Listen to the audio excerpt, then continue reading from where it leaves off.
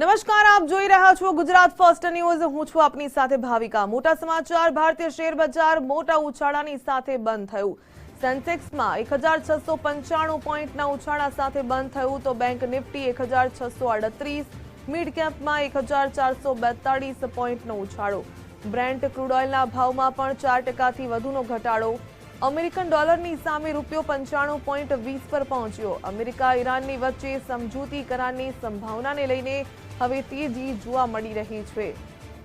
ભારતીય શેર બજાર મોટા ઉછાળાની સાથે બંધ થયું છે। વૈશ્વિક પરિસ્થિતિઓ છે તેની અસર શેર બજાર પર જોવા મળી।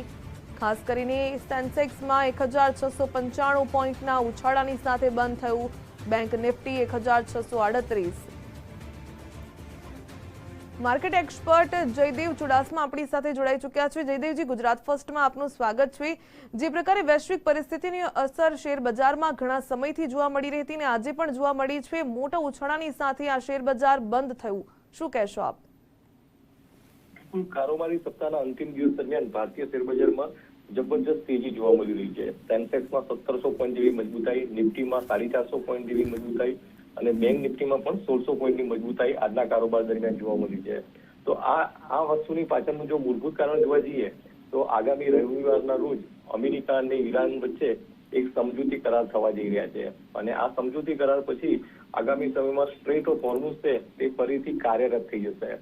તો આ વાતથી દુનિયાભરના બજારોની સાથે સાથે ભારતીય શેર બજારમાં પણ તેની સાનુકૂળ અસર જોવા મળી રહી છે। ખાસ કરીને આંતરરાષ્ટ્રીય લેવલે જે ક્રૂડના ભાવ આસમાને પહોંચી ચૂક્યા હતા તે આજે આ સમાચાર પછી 10મી માર્ચના રોજ જે ભાવ હતા તે લેવલ ઉપર આવી ચૂક્યા છે। મતલબ કે તેના ઉપલા લેવલથી સારા એવા નીચે આવી ચૂક્યા છે। તો આ વાત ભારત જેવા અર્થતંત્ર માટે ખૂબ જ સકારાત્મક ગણી શકાય અને આગામી સપ્તાહે G7ની બેઠક મળવા જઈ રહી છે અને તે પહેલા પણ ઘણા બધા સારા સમાચાર આવી શકે તેવી એક સંભાવના ઉભી થઈ છે। તો આ વાતનું પોઝિટિવ રિફ્લેક્શન આજે ભારતીય કારોબારમાં જોવા મળ્યું અને ભારતીય શેર બજારોમાં જબરજસ્ત તેજી જોવા મળી। આજના કારોબારની જો વાત કરવા જઈએ તો ડોલરની સામે રૂપિયામાં પણ સારી એવી મજબૂતાઈ જોવા મળી અને આંતરરાષ્ટ્રીય લેવલે ક્રૂડના ભાવ $86 નજીક પહોંચી ચૂક્યા છે, જે પણ એક ભારત જેવા અર્થતંત્ર માટે ખૂબ જ રાહતરૂપ સમાચાર ગણી શકાય। જયદેવજી, અમેરિકન ડોલરની સામે રૂપિયો પણ 95.20 પર પહોંચી ગયો, એટલે કે રૂપિયો છે તે મજબૂત સ્થિતિમાં પહોંચી રહ્યો છે। આગામી જે પ્રકારે આપે પણ કહ્યું કે વૈશ્વિક પરિસ્થિતિઓ છે, અમેરિકા ઈરાન વચ્ચે સમજૂતી કરારની સંભાવનાઓ છે, તો શું લાગી રહ્યું છે કે આગામી સમયમાં પણ વધારે ઉછાળો જોવા મળી શકે?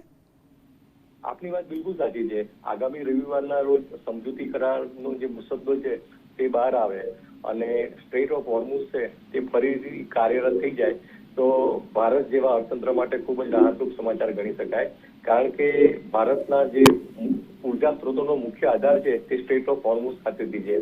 આપણી ઉર્જા સ્ત્રોતોની જે 80% જેટલી જરૂરિયાત છે સ્ટ્રેટ ઓફ હોર્મુઝથી આવે છે અને હાલમાં ખાડી દેશો ખાતે 1 કરોડથી પણ વધારે ભારતીય પરિવારો કામકાજ અર્થે રહી રહ્યા છે અને તેઓ રેગ્યુલર નિયમિતપણે ભારતમાં રેમિટન્સ મોકલે છે। તો છેલ્લા 2 મહિના દરમિયાન તેમાં પણ એક નેગેટિવ ઇફેક્ટ જોવા મળી હતી અને તેને લઈને પણ કરન્સીમાં વીકનેસ જોવા મળતી હતી। તો આંતરરાષ્ટ્રીય લેવલે ક્રૂડના ભાવ નીચે આવ્યા અને ખાડી દેશોમાં ફરીથી પરિસ્થિતિ રાબેતા મુજબ થાય તો તેની અસર ભારતમાં આવતા રેમિટન્સ ઉપર પણ પોઝિટિવ થશે। તો આ વાતને લઈ અને ભારતીય રૂપિયાને અત્યારે મજબૂતાઈ જોવા મળી રહી છે। આજના કારોબારમાં ભારતીય રૂપિયો સારી એવી મજબૂતાઈ સાથે અત્યારે ટ્રેડ થઈ રહ્યો છે। બિલકુલ જયદેવસિંહ, ધન્યવાદ અમારી સાથે જોડાવા બદલ।